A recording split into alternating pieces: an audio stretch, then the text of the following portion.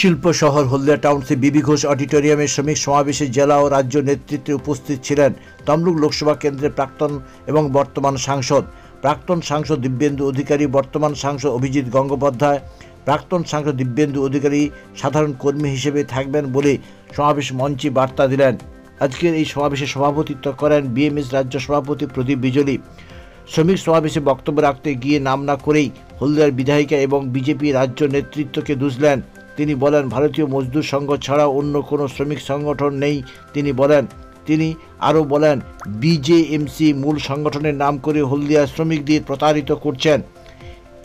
সেই প্রতারণায় পা না দেওয়ার জন্য হলদিয়ার শ্রমিকদের সতর্ক করলেন। সংবাদ মাধ্যমের মুখোমুখি হয়ে বিভিন্ন প্রশ্নের উত্তর দিলেন তমলুক লোকসভা কেন্দ্রের সাংসদ, প্রাক্তন বিচারপতি অভিজিৎ গঙ্গোপাধ্যায়।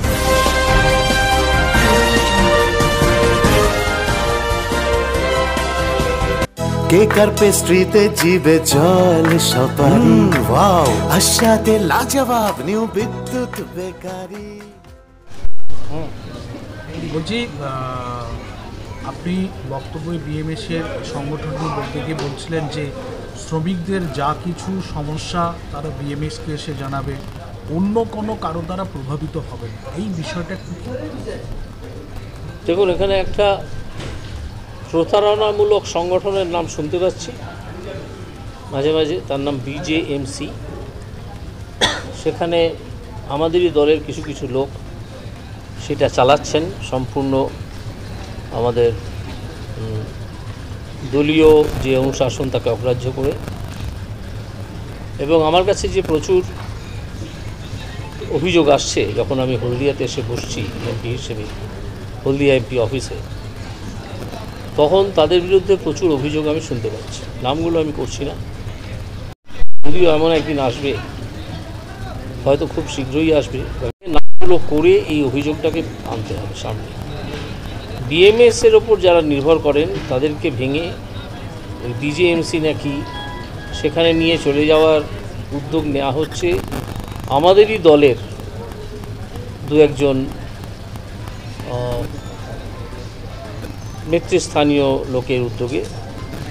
সেইটা আমি করতে বারণ করেছি, আজকে বলেছি যে আপনারা এদের দ্বারা প্রতারিত হবেন না, এটা প্রতারণামূলক একটা সংগঠন, এটাই বলেছি। এই প্রশ্নের উত্তরটা আমি দেবো না, সেই প্রশ্নের উত্তর দেওয়ার সময় আরেকটু পরে আসবে, কদিন বাদে নিশ্চয়ই আপনাদের সঙ্গে দেখা হবে, তখন এই প্রশ্নের উত্তর আমি দেবো। হলদিয়া শ্রমিকদের জন্য আপনি কি বার্তা দিচ্ছেন? হলদিয়া শ্রমিকদের জন্য বার্তা দিচ্ছি সেটা হচ্ছে চোয়াল শক্ত করে যেখানে যেখানে সিওডি সেটেলমেন্ট হয়নি, চার্টার অফ ডিমান্ড, সেই দিকে এগিয়ে যাওয়া, চার্টার অফ ডিমান্ডটাকে ফলপ্রসূ করিয়ে নিয়ে আসা, তার জন্য আলোচনা করা এবং তার জন্যে কর্তৃপক্ষের সঙ্গে যোগাযোগ করে বা উপযুক্ত চাপ সৃষ্টি করে, যদি যোগাযোগ করেও না হয়, চাপ সৃষ্টি করে তাদের স্বার্থ যাতে সুরক্ষিত থাকে, টাকা পয়সার দিকটা, চাহিদার দিকটা, সেটাকে নিশ্চিত করা। একাধিক জায়গাতে অস্ত্র উদ্ধার হচ্ছে এবং গতকালও এইরকম আইনি দোকান থেকে বেআইনিভাবে অস্ত্র সেখানে বিক্রি করা হতো বলে সেখানে দোকানটাও সিল করে দেওয়া হয়েছে। এটা কত ভয়ঙ্কর? তো বটেই, ভয়ঙ্কর এবং বিপজ্জনক তো বটেই। তো সিল করলো কে? পুলিশ? আমি জানি না ঘটনাটা। এসটিএফ করেছে। হ্যাঁ, এসটিএফ করেছে। হয়তো তাদের সম্বন্ধে খবর পেয়েছে। তো মানে এটা তো, এছাড়া বেআইনি অস্ত্রের যে কারবারটা সারা কলকাতা জুড়ে চলে, বিশেষ করে কতগুলো পকেট আছে কলকাতার উপকণ্ঠে, সেখানে চলে। আবার কলকাতার ভেতরে এক আধ জায়গা আছে, যেমন তিলজলা, সেখানে তো শুনেছি ঝুড়ি করে অস্ত্র নিয়ে বিক্রি করতে বেরোয় কিছু কিছু লোক। অস্ত্র চাই, যেরকমভাবে ফল নিয়ে বেরোয় না, সেরকমভাবে। তো এদেরকে কেন এতদিন ধরে আটকানো হচ্ছে না, এখনও আটকানো হয়নি, সেটা আমার কাছে একটা রহস্য। এবং আমি মনে করি এটা প্রশাসনের ব্যর্থতা, এবং প্রশাসনের একটা প্রচ্ছন্ন সমর্থন না থাকলে এই ঘটনা দিনের পর দিন ঘটে না। যে বেআইনি অস্ত্র এত আসছে, হাতবদল হচ্ছে, পাচার হচ্ছে, এইটা থামানোর ব্যাপারে প্রশাসন যতটা উদ্যোগী হওয়া উচিত ছিল তার ধারে কাছেও নেই। সরকারি অস্ত্র কারখানা থেকে এইগুলো গুলিগুলো পাচার হচ্ছে, আমি এ সম্বন্ধে খোঁজ পেলে তখন আমি এই প্রশ্নের উত্তর দিতে পারি। অভিজিৎবাবু, একটা ভুক্তভোগী তারা কিছুটা আশার আলো দেখিয়েছিল, তো সম্প্রতি দেখা গেল যে সিবিআই আদালতের যে চার্জশিটের সঙ্গে যে রিপোর্ট জমা দিয়েছে সেখানে কারা কারা সুপারিশ করেছিল তার একটা তালিকাও তিনি দিয়েছেন, এবং দেখা যাচ্ছে যে সেখানে বেশ কয়েকজনের মধ্যে ভারতী ঘোষ, যিনি এখন বিজেপি নেত্রী রয়েছেন, দিব্যেন্দু অধিকারী, তারও নাম রয়েছে। এটা নিয়ে কি বলবো? এটা নিয়ে বলবো যে এখন থাকাকালীন তো তারা কোনো সুপারিশ করেননি। তারা সুপারিশটা করেছিলেন যখন তারা তৃণমূলে ছিলেন। তৃণমূলে বহু লোকই এই কাণ্ডটা করেছিলেন। কেন না, তৃণমূলের ওপর মহল থেকে এটা এসেছিল যে আমরা চাকরি বিক্রি করছি, তোমরা যারা যারা চাকরি কিনতে চাও তারা নাম পাঠাও, ঠিক আছে। সেটাকে ধরে নিয়ে তারা হয়তো করেছেন, অনেকে অস্বীকারও করেছেন যে আমি এরকম কিছু করিনি। তো আমি অস্বীকারের দিকটা এক্ষুনি যাচ্ছি না। প্রাইমা ফেসি যদি আমি ধরেই নিই যে কেউ কেউ করেছিলেন, তাহলে তারা তৃণমূলের নির্দেশেই করেছিলেন। সুতরাং আজকে তৃণমূল বলতে পারে না যে তারা তো আজকে বিজেপিতে আছে। বিজেপিতে থেকে তারা কিছু করেননি। তৃণমূলের থাকাকালীন তারা যদি কিছু করে থাকেন তাহলে তৃণমূলে থাকাকালীনই করেছিলেন। এই যে এখন তোলা হচ্ছে, বিষয়টাকে সামনে আনা হচ্ছে, জগন্নাথ চট্টোপাধ্যায় তিনি ফেসবুকে একটা পোস্ট করছেন, আবার তাকে আইনি নোটিশ দেওয়া হচ্ছে, তিনি ফেসবুক পোস্টটা মুছে দিচ্ছেন। কোথাও কি ভেতরে এই যে সামনে নিয়ে আসা কারা সুপারিশ করেছিল, এর মধ্যে কি অন্য কোনো রাজনৈতিক কোনো চক্রান্ত বা এরকম বা এ সম্পর্কে আমি যতক্ষণ একটু বিশদে কথাবার্তা বলতে পারছি যারা এর সঙ্গে জড়িত তাদের সঙ্গে বা নেতৃত্বের সঙ্গে, ততক্ষণ আমার পক্ষে এই প্রশ্নের উত্তর দেওয়াটা খুব ইরেসপন্সিবল হয়ে যাবে। তাই আমি এই প্রশ্নের উত্তরটা এখনই দিতে পারছি না। তবে প্রশ্নটা থাক, উত্তরটা পরবর্তীকালে যখন আপনাদের সঙ্গে দেখা হবে তখন আমি নিশ্চয়ই এটা ক্লারিফাই করব। একটা জায়গায় 1 লক্ষ লোক ভিড় করেছে, তার অব্যবস্থার দায় রেলমন্ত্রীর কর্তৃপক্ষের, যারা ভিড় করেছেন তাদের। বিভিন্ন মহল থেকে বলা হচ্ছে রেলের একটা গাফিলতি। না, ওটা প্রচার করা হচ্ছে, রেলের কোনো গাফিলতি নেই।